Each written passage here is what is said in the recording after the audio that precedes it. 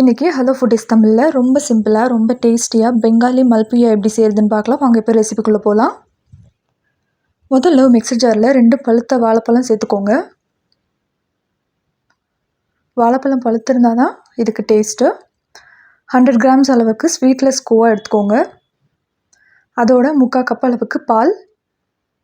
இப்போது இதை நல்லா கிரைண்ட் பண்ணிட்டு வந்துடுங்க. இப்போ பாருங்கள், நல்லா க்ரீமி கன்சிஸ்டன்சியில் இருக்குது. இப்போது இதை ஒரு பவுலுக்கு மாற்றிக்கலாம்.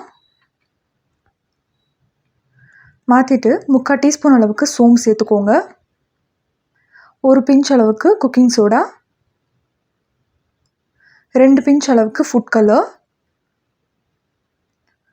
3/4 டீஸ்பூன் அளவுக்கு இலாய்ச்சி பவுடர், 2 டீஸ்பூன் அளவுக்கு ரவை, 1 கப் அளவுக்கு மைதா. இப்போ இது எல்லாத்தையும் ஒரு தடவை நல்லா மிக்ஸ் பண்ணி விடுங்க.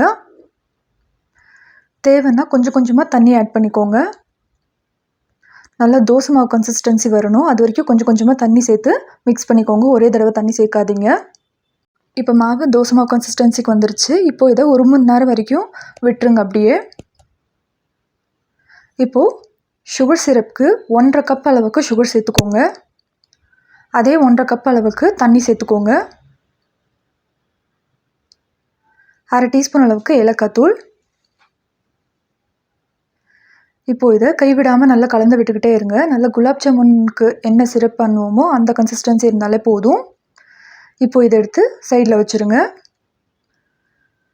இப்போது நல்லா சூடாக இருக்கிற எண்ணெயில் நம்ம மிக்ஸ் பண்ணி வச்சுருக்கிற மாவை கொஞ்சம் கொஞ்சமாக ஊற்றிக்கலாம். எண்ணெய் சூடானதுக்கப்புறமா இது மீடியம் ஹை ஃப்ளேமில் மட்டுமே வேகணும். ரொம்ப ஹை ஃப்ளேமும் இருக்கக்கூடாது, ரொம்ப லோ ஃப்ளேமும் இருக்கக்கூடாது. இப்போ பாருங்கள், ஒரு சைடு வந்துட்டு நல்லா கோல்டன் கலரில் வெந்துருச்சு. சைடு கோல்டன் கலரில் ஆகிருக்கும். அதுக்கப்புறமா தான் இதை நம்ம ஃப்ளிப் பண்ணணும். இப்போ பாருங்கள், 2 சைடுமே வந்துட்டு நல்லா வெந்து வந்திருக்கு. இப்போது இதை எடுத்து கொஞ்சம் வார்மாக இருக்கிற சுகர் சிரப்பில் சேர்த்துக்கலாம். ரொம்ப சில்லுன்னு இருக்கிற சுகர் சிரப்பில் சேர்க்கக்கூடாது. சேர்த்துட்டு ஒரு 30 செகண்ட் வரைக்கும் நல்லா ஊறட்டும்.